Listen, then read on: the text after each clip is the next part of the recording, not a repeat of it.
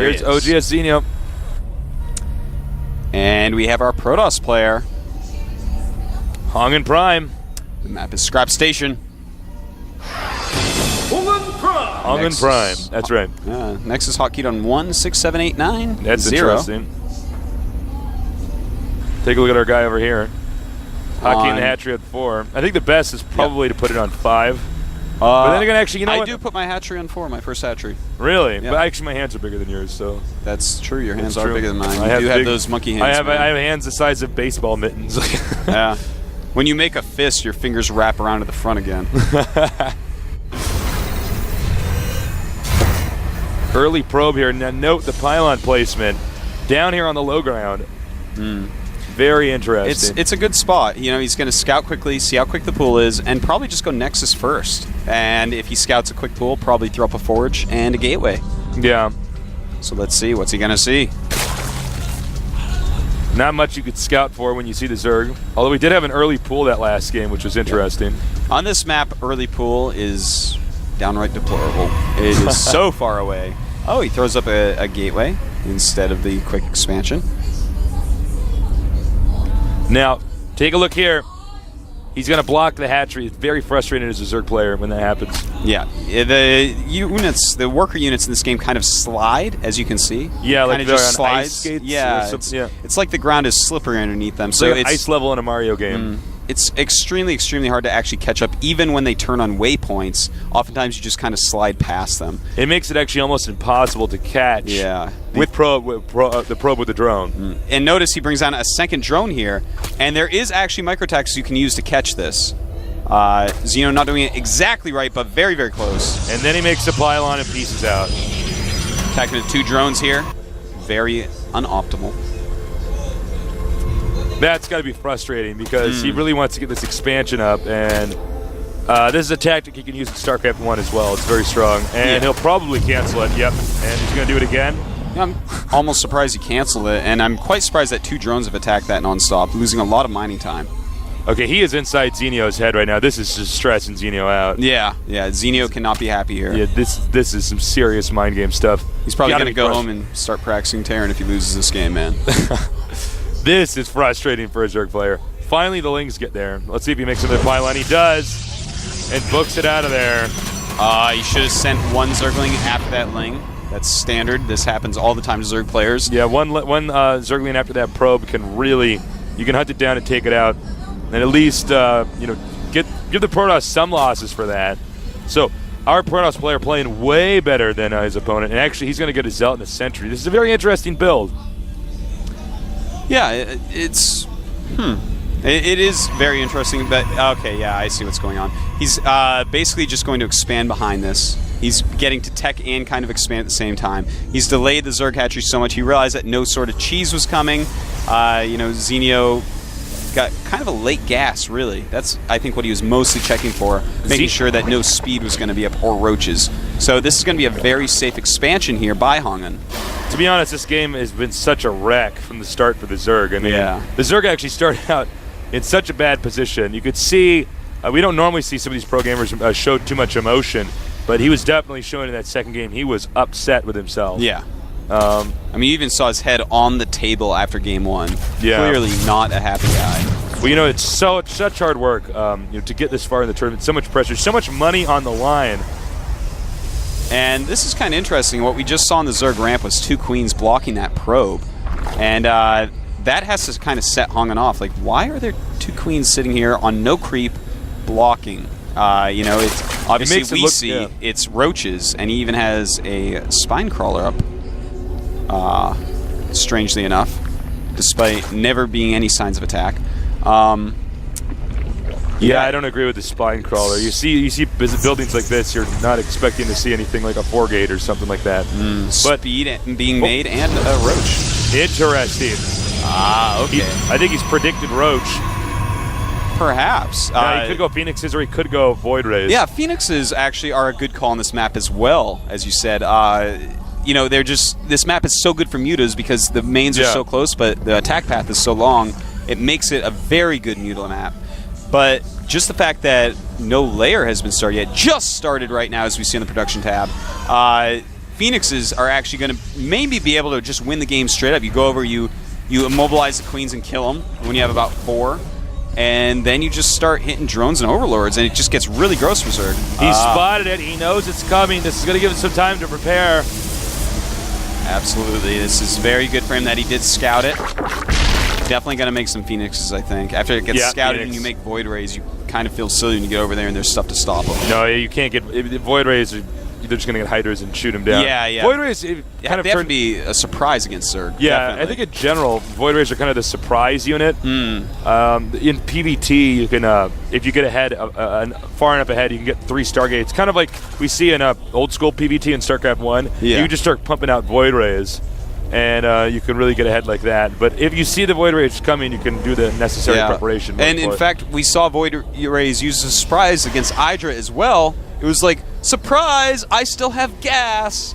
That's right. So, kind of a different type of surprise, but a surprise nonetheless. As you can see, the Roaches are out. Phoenixes.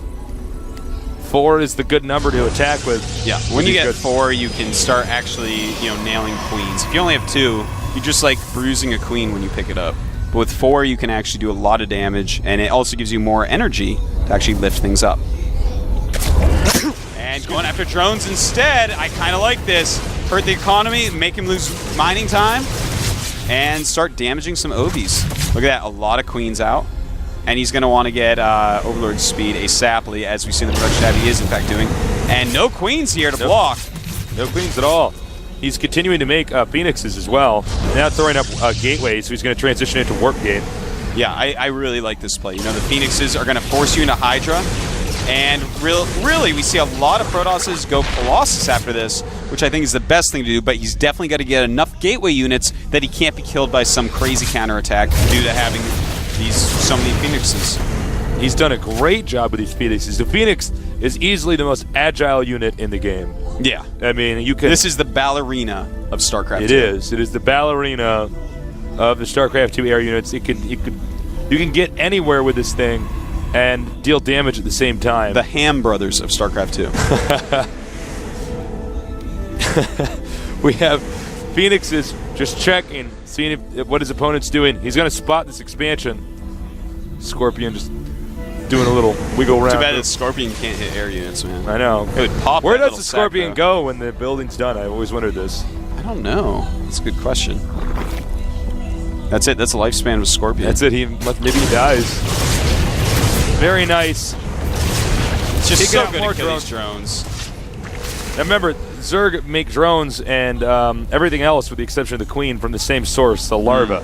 So you take out drones. That means they can't make attacking units because they have to remake the drones. So very true. Yeah. And really, you've got to stop them from killing so many drones, because using these lines up on drones. Luckily, he's not under attack in any other way, so he can refill the drones. But look at this. He needs to kill those rocks. No Hydras out here. Bad defensive planning here by Zenio. You have to spread out your Hydras against this type of harass. Queens alone really don't do it. They do not shoot fast enough. Zerg's been on the defense the whole time. The Protoss, meanwhile, is scheming. He's got a plan. He's going to attack with a large amount of ground units. Look at this. Really poor defense here by Zenio. I would love to see him actually put some Hydras down. Does put down a Spore. But, obviously Hydra's is going to be a little bit better defense against this. Just put half your Hydras at each base. And he's going to do it again. Remember, we've seen actually with a lot of the Korean players, they have a hard time pushing the creep. Oh, here we go. Here comes the attack. Draws those Hydras out. They're off the creep.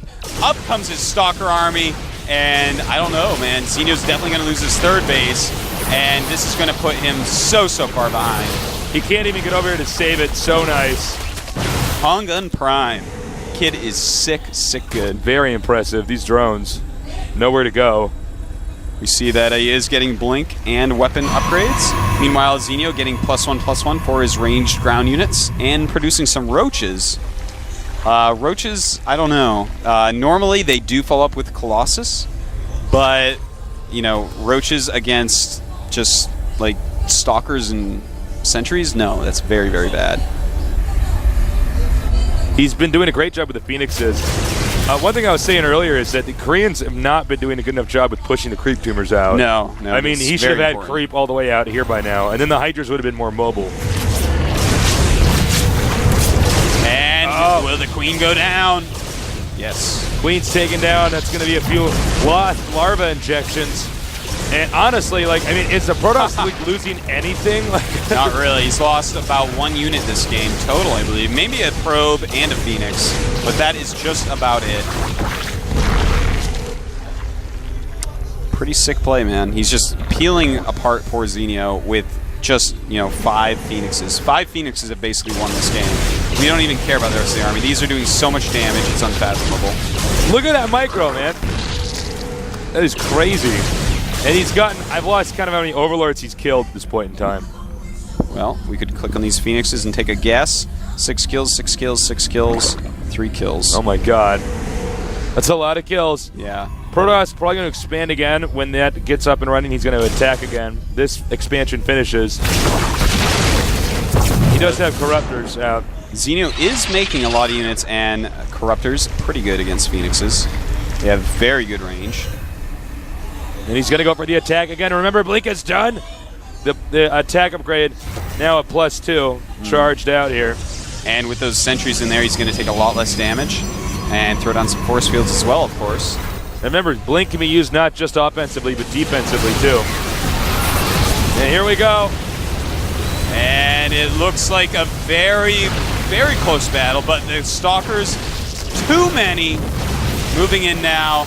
And poor Zenio, man. Oh, that's it. He's done. He should not have been making those roaches. He didn't scout enough. Once again, going to make a Nidus network. Unfortunately, I don't think that's going to help Zenio at all. He just kind of assumed that there was going to be Colossus. That's what always happens when Protosses actually go for this strategy.